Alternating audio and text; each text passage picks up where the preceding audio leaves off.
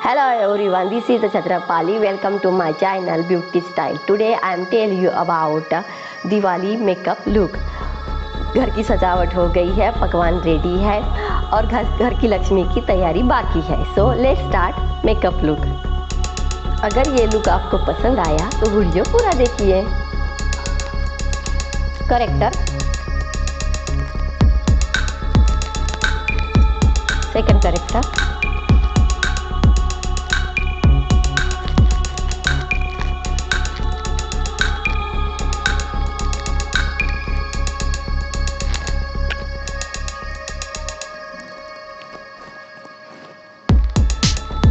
Foundation,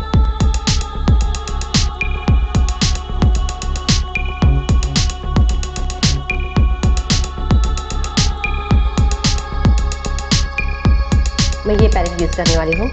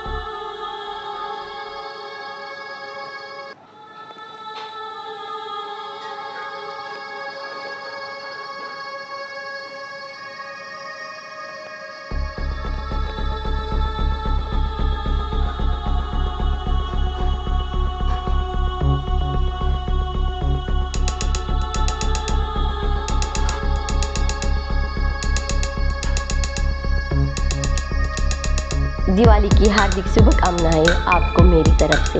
अगर ये look आपको पसंद आया तो घर में ट्राई कीजिए और मुझे कमेंट्स में बताइए आपको कैसा लगा। लाइक कीजिए, शेयर कीजिए, सब्सक्राइब कीजिए। मिलते हैं अगले वीडियो। Bye bye.